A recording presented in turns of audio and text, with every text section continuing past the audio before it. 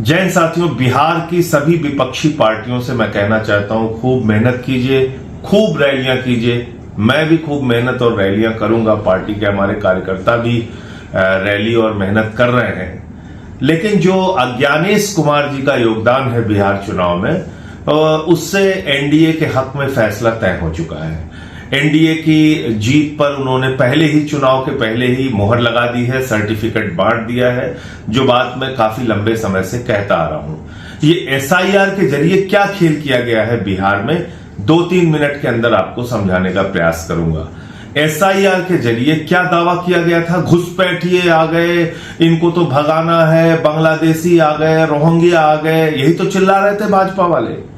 आप जाकर पता कर लीजिएगा, जितने भी मतदाता सूची में नाम थे, भारतीय जनता पार्टी ने एक भी नाम पे शिकायत नहीं की कि ये घुसपैठिया है या विदेशी है। एक भी नाम पे शिकायत नहीं की, पहली बात।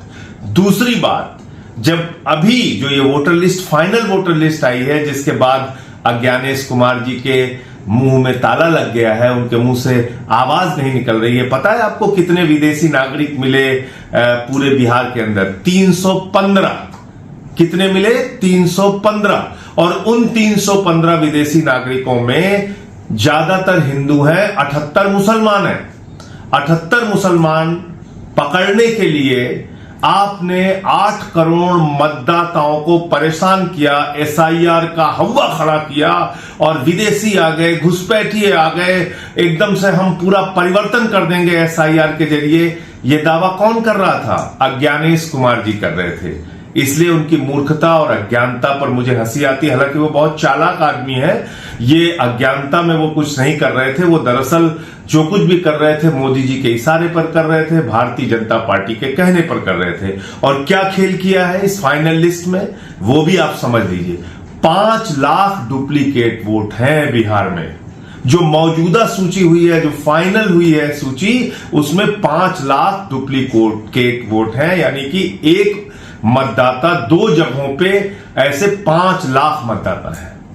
एक मतदाता 2 जगहों पे, जिनका एड्रेस सेम है, पता सब कुछ एक जैसा है, नाम एक जैसा है, सब कुछ एक जैसा है, ऐसे 5 लाख मतदाता है। आप सोचिए, कुछ हजार के अंतरों से पूरे हरियाणा का चुनाव बदल गया।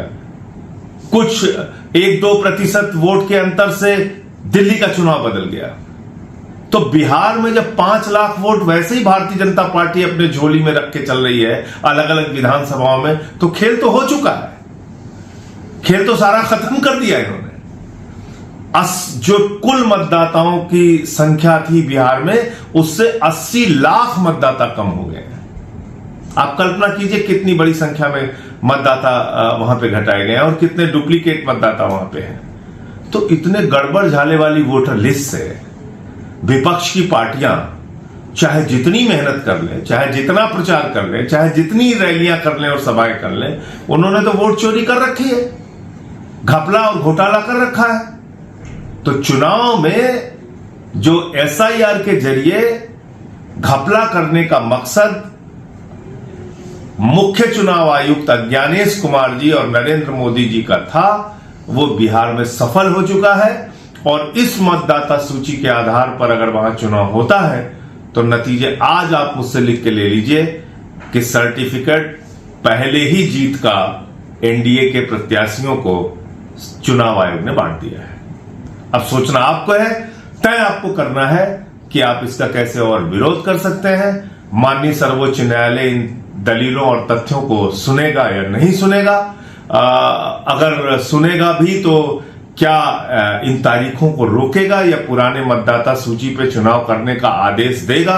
ये तमाम ऐसे सवाल हैं जो बिहार के चुनाव को लेकर खड़े हो रहे हैं। हाँ, ये जरूर है कि इस प्रकार से लोकतंत्र तो नहीं चलेगा, वोट चोरी जरूर चलेगी। जय हिंद।